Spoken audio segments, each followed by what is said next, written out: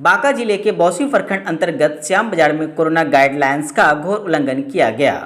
दुकान बंद कराने आई पुलिस के ऊपर भी जानलेवा हमला किया गया।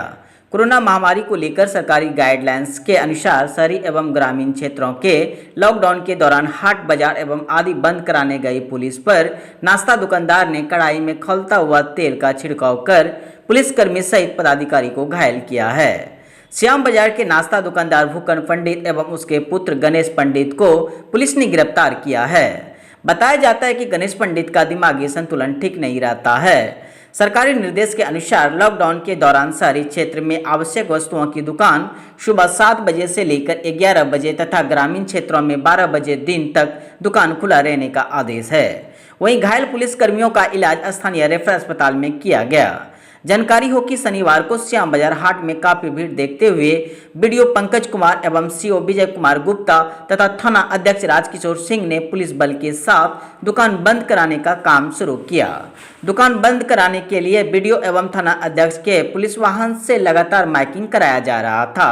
बावजूद श्याम बाजार दुर्गा मंदिर के पीछे झोपड़ी में चल रहे नाश्ते की पूड़ी जलेबी पकौड़ी की दुकान को जब बंद कराने का प्रयास किया तो दुकान पर पकौड़ी छान रहे गणेश पंडित ने पुलिस कर्मियों पर छनोटे से खौलता हुआ गर्म तेल फेंकना शुरू कर दिया, जिससे थाना अध्यक्ष राजकिशोर सिंह, एसआई राजेंद्र प्रसाद और आनंद यादव जख्मी हुए हैं। हाट के मालिक ललन सिंह ने जब नाश्ते की दुकान बंद करने के लिए कहा, उस पर जलते चूल्हे से जला मोहरा मुंह पर वार कर घायल कर दिया। वहां पर अफरा तफरी मच गई। पुलिस ने किसी तरह दोनों को काबू करके गिरफ्तार किया है और थाना लाया है। पुलिस मामले की छानबीन कर रही है। वहीं एमएम न्यूज इस घटना की कड़ी निंदा करती है। बंद कराने गए थे उसको? हाँ, दुकान बंद कराने गए थे। हाँ, तो इसमें जो है कि एक दुकानदार जो है पहले गर्म पानी फेंका, इसके बाद जो है कि गर्म पानी फेंकने के बाद जो फिर मना किए और बड़ा वो पहुँच गए, सिपाही और पहुँच गया तो गर्म तेल फेंक दिया। एक सिपाही जल गया है, मेरा हाथ जला है, बड़ा वो भी जला है। आपका शुभ नाम? राजेंद्र प्रसाद, एसआई है जी। बांका पुलिस ने लॉकडाउन तोड़ने वालों से वसूला जुर्माना।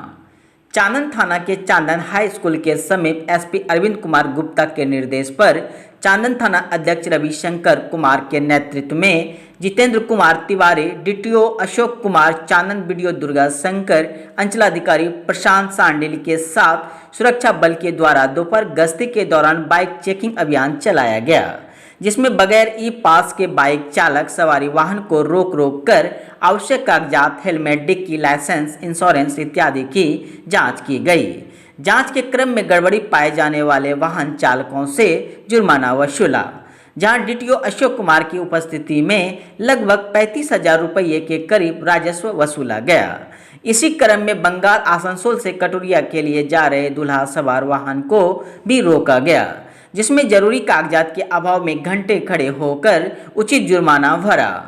ज्ञात हो कि विश्व में बढ़ रहे कोरोना संक्रमण को देखते हुए सरकार द्वारा कोरोना प्रोटोकॉल का गाइडलाइन निर्गत करते हुए लॉकडाउन लगाया गया है, जिसमें पुलिस प्रशासन के साथ अन्य प्रशासनिक अधिकारीगण के अथक प्रयास के बावजूद लोग बेवजह घर से निकलने में बाज नहीं आ रहे हैं, जिसे देखते हुए प्रशासनिक अधिकारीगण मुस्तैदी से रोड पर आकर लोगों को फटकार लगाया एवं अवहेलना करने वाले व्यक्तियों से जुर्माना वसूला।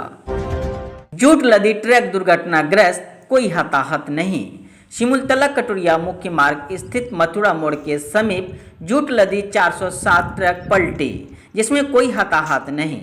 इस संबंध में प्रत्यक्ष दर्शकों ने माने तो दुर्घटनाग्रस्त 407 ट्रक तेज गति से कटोरिया की ओर जा रही थी। आनंदपुर ओपी एवं कटोरिया थाना के समीप के बीच कटोरिया की ओर से बाराती लेकर आ रही स्कॉर्पियो सामने आ जाने से स्कॉर्पियो को बचाने की फिराक में अनियंत्रित होकर दुर्घटनाग्रस्त हो गई, जिसमें कोई हताहत नहीं हुई है। बाराहाट प्रखंड के युवाओं में कोविड-19 को लेकर देखा गया खास जोश। वहीं मैं बता दूं, युवाओं ने अपने अपने निर्धारित समय के अनुसार सुबह से लंबी कतार में खड़ी होकर शांतिपूर्ण वैक्सीनेशन कराया। लोगों में इस तरह जागरूकता रही तो जल्द ही बिहार से कोरोना को जाना पड़ेगा। इतना ही नहीं, लगातार इस तरह से बाराड़ प्रखंड के अंतर्गत युवक युवती 18 से 44 साल के बीच अपनी अपनी रजिस्ट्रेशन कर समय के अनुसार वैक्सीन लेने के लिए प्रखंड कार्यालय बाराहाट पहुंचे। जो अफवाह फैला है वो सब गलत है, इसे ध्यान नहीं देना चाहिए।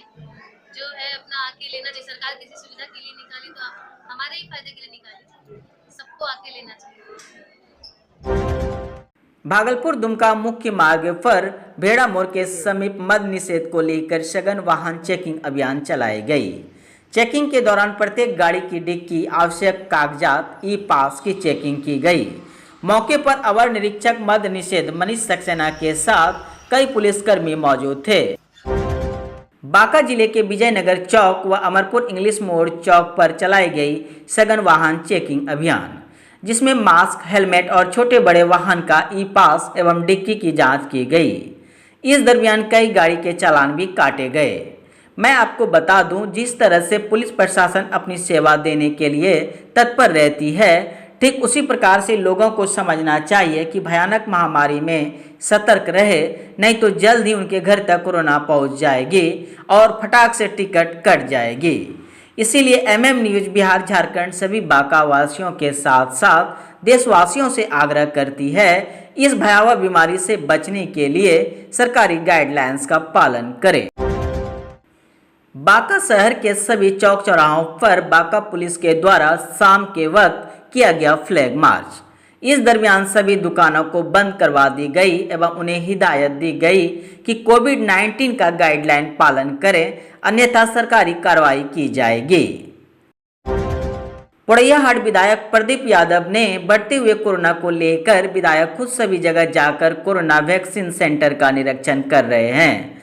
वहीं मैं बता दूं, Poraiyahat CSC, Saraiya block, Godda college आदि जगह पर जाकर केंद्र का निरीक्षण किया एवं लोगों को जागरूकता हेतु प्रचार प्रसार भी किया। प्रदीप यादव ने बताया कि जैसे ही वैक्सीन की गति तेज हो जाएगी, उतना ही जल्दी झारखंड से कोरोना को मात दे सकेंगे। इसलिए आप लोगों से अनुरोध है कि आप लोग जल्द से जल्द वैक्सीन लेने के लिए सेंटर पर आएं और कोरोना को भगाएं। पूरे राज्य में कल से ही 18 से 45 वर्ष की उम्र के लिए वैक्सीनेशन का काम प्रारंभ हुआ है। थोड़ी देर हुई है, ये सबको पता है कि 1 तारीख से प्रारंभ हो रहा था, लेकिन भारत सरकार ने वैक्सीन को देने में थोड़ी देरी की, जिस कारण से इतनी देर हुई है। जवानों में थोड़ा उत्साह दिख रहा है, लेकिन फिर भी जो हमने देखा है अब तक 2-3 सेंटरों में जाकर के पाया यह है कि जो गांव के लोग हैं वो कम टर्नअप हो रहे हैं। अधिकांश जो थोड़ी शहरी लिबास में रहने वाले लोग हैं उनकी संख्या अधिक हो रही है। हम सबको प्रयास करना होगा कि गांव के लोग भी टर्नअप कराएं, लेकिन उसमें एक जो विकट कठिनाई वो ये है रजिस्ट्रेशन का मामला, वो बिना स्मार्टफोन का हो नहीं सकता और वो 10% लोगों के हाथों में भी नहीं है। तो मैंने कल भी आग्रह किया था एक वीडियो के माध्यम से, एक समाचार एजेंसी के माध्यम से, आज भी आग्रह करना चाहूँगा। मैंने राज्य सरकार के कल मुख्य सचिव से, मुख्यमंत्री से, आपदा सचिव से, तमाम लोगों से हमने बात की थी कि भाई यह छूट होनी चाहिए। जिस प्रकार से पहले लोग ऑन स्पॉट जाते थे अपना आई कार्ड लेकर के, अपना जो आधार कार्ड लेकर के और उस पर रजिस्ट्रेशन तुरंत करा करके लोग वैक्सीनेशन का लाभ लेते थे, अगर उसको कर दिया जाएगा तो हमें लगता है कि आम गांव गरीबों को सुविधा होगी और तब सब लोग इसका लाभ ले पाएंगे। हमें लगता है इस पर विचार करना चाहिए। लेकिन कल जो राज्य सरकार से बात करने में खबर आई थी कि भारत सरकार का इस प्रकार का गाइडलाइन है और राज्य सरकार भारत सरकार को इस पर छूट के लिए लिख रही है। हमें लगता है कि जल्दी ही इससे छुटकारा मिलेगा तो आम लोग इसका लाभ लेंगे। लेकिन मैं आज इतना ही कहना चाहूँगा कि कोई लोग वैक्सीनेशन से छूटे नहीं, सबको प्रयास करना चाहिए, इस वैक्सीन को लेना चाहिए, क्योंकि इस कोरोना की सबसे अचूक दवा रामबाण यही है, दूसरी कोई दवा नहीं है। अगर आज हम 100% लोगों को वैक्सीन दिला दें तो हम सीना ठोक करके भी इस सड़क पर चल सकते हैं। जिस प्रकार से पहले जीते थे उसी प्रकार से जी सकते हैं। और आज कई देश जिसने 90% अपने लोगों को वैक्सीन लगवा दिया है, वो सर उठा के जी रहा है, शान से जी रहा है। हमें लगता है थोड़े दिन के बाद ये अवसर भारत को भी आएगा, इस छोटे राज्य झारखंड को भी आएगी। हम सब मिल करके यह जो वैक्सीनेशन इस पूरे आवाम के लिए बचाने के लिए अभियान है, इस अभियान को सफल बनाए। धन्यवाद। भागलपुर के विश्वविद्यालय थाना क्षेत्र के नया टोला असनानपुर में बम विस्फोट होने से पूरा इलाका दहल गया। विस्फोट इतना जबरदस्त था कि आसपास के कई घरों का शीशा टूट गया। बम विस्फोट होने की सूचना मिलते ही विश्वविद्यालय और ततारपुर थाना पुलिस एएसपी पूरन झा के नेतृत्व में घटनास्थल पर पहुंची और मामले की छानबीन में जुट गई। घटना के बाबत सिटी एएसपी पूरन झा ने बताया कि असनानपुर के मोहम्मद असलम के छत पर रखा बम विस्फोट कर गया, जिसके कारण उसके छत का दीवार गिर पड़ा। साथ ही एएसपी ने बम विस्फोट में किसी के घायल होने की पुष्टि नहीं की है। वहीं पुलिस पूरे मामले की छानबीन में जुट गई है। मोहम्मद असलम के घर के छत के ऊपर एक बम रखा हुआ था, जिसके फटने से ऊपर छत की जो दीवार है वो टूटी है। आगे कारणों का पता किया जा रहा है। कितने लोग सर इंजर्ड है? अभी तक कोई इंजर्ड आदमी की जानकारी नहीं मिली है। सर जो लोगों का कहना है सर बहुत बड़ी मतलब ये बम था, तो इसकी सारी सूरत है। जी, हम लोग अनुसंधान कर रहे हैं, जल्दी ही आपको अपडेट कर दिया जाएगा। धन्यवाद। सुल्तानगंज के कटपुलवा के समीप जमीन विवाद में मारी गोली, एक वृद्ध घायल। भागलपुर सुल्तानगंज थाना क्षेत्र के छोटी कटपुलवा के पास जमीन विवाद में चली गोली, एक वृद्ध घायल। वहीं इस मामले में परिजनों ने बताया कि छोटी कटपुलवा के समीप 2 बीघा जमीन की नापी की जा रही थी। इसी दौरान गांव के ही युवक विनोदी यादव, दूसरा पिंकू यादव, विवेक यादव, पीयूष यादव ने सदानंद यादव पिता स्वर्गीय मोती यादव को 2 गोली मारकर घायल कर दिया। साथ ही पूर्व में भी जमीन विवाद में घायल वृद्ध के पुत्र रुपेश यादव को गला रेत कर हत्या कर दिया गया था। घटना की सूचना स्थानीय पुलिस प्रशासन को मिलने पर घटना स्थल पर पहुंचकर घायलों का हालचाल जानते हुए घायलों को इलाज के लिए रेफरल अस्पताल भेज दिया। वहीं डॉक्टर ने गंभीर स्थिति देख मायागंज रेफर कर दिया। पुलिस घटना की छानबीन में जुट गई है। उधर से विनोदी और बहरा और आया पीयूष और विवेक आया, धमकी दिया कोई नहीं घर बनाए। ठीक उसी में अचानक विनोदी और बहरा यादव गोली चलाई। किस पे? साधो यादव पे चलाया। पीयूष ने भर के दिया। क्या गोली मारा? 2 गोली। कहाँ लगा? एक पेट में और एक हाथ में। पहले भी कोई घटना था क्या? पहले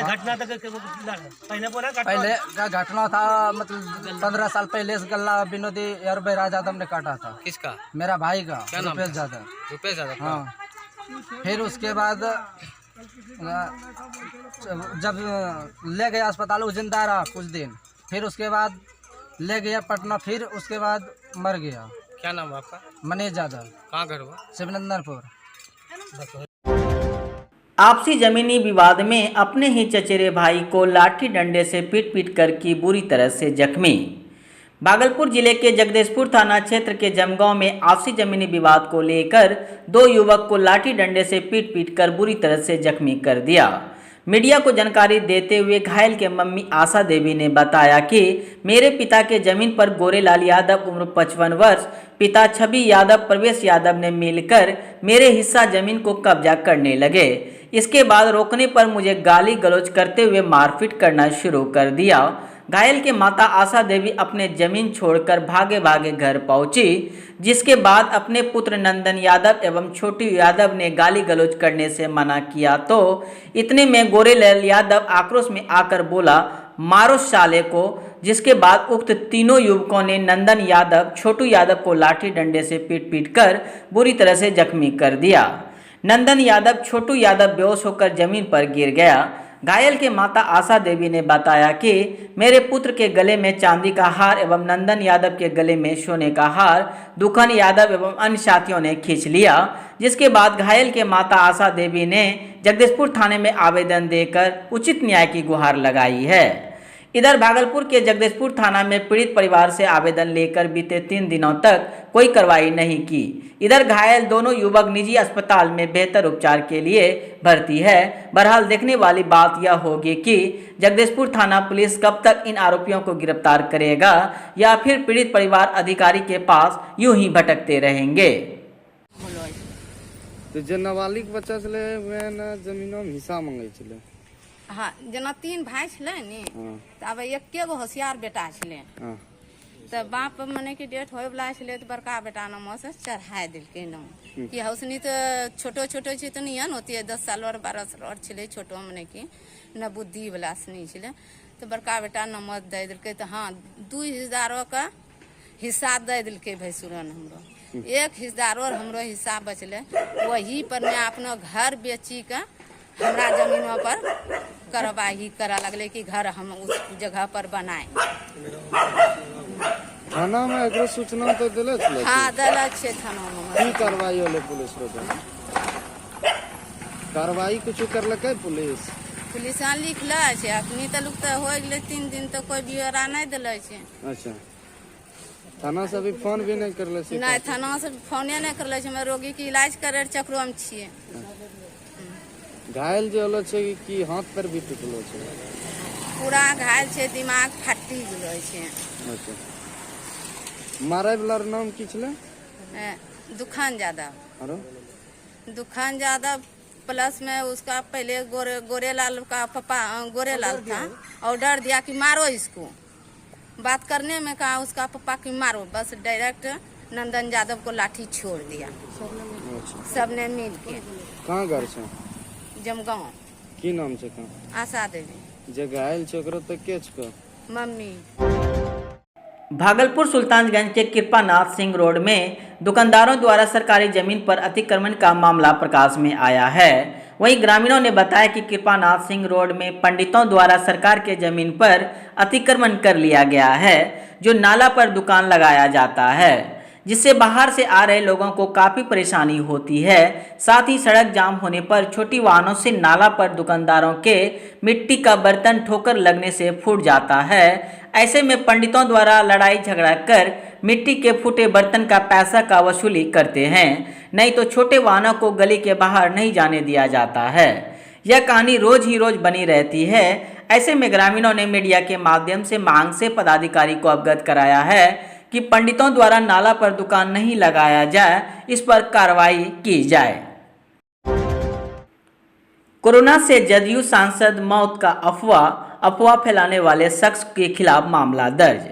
भागलपुर के सांसद अजय मंडल कोरोना से मौत का अफवाह इन दिनों सोशल मीडिया पर चर्चाओं में बनी हुई है। जब इसकी खबर सांसद के कानों तक पहुंची तो खुद सांसद अजय मंडल भागलपुर के सीनियर एसएसपी निताशा गुड़िया को आवेदन देकर गलत अफवाह फैलाने वाले शख्स सूरज शर्मा को गिरफ्तार करने की मांग की है।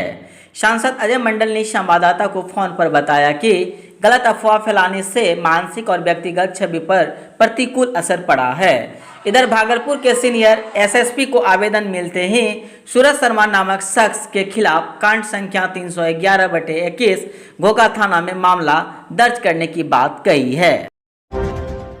एक तरह जहां देश भर में कोरोना का कहर जारी, ऐसे में कोरोना को लेकर बिहार में हालत बेकाबू।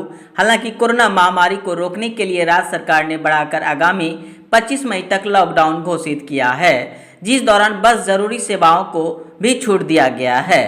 लेकिन बावजूद इसके वैशाली जिले के महनार बाजार में दुकानदार चोरी चुपके दुकान खोलकर और ग्राहकों की भीड़ जुटाकर सरकार के आदेशों को धज्जियां उड़ा रहे हैं। ऐसे दुकानदारों पर महनार प्रशासन ने कार्रवाई करते हुए लॉकडाउन का उल्लंघन किए जाने को लेकर अब तक 12 दुकानों को सील किया गया है।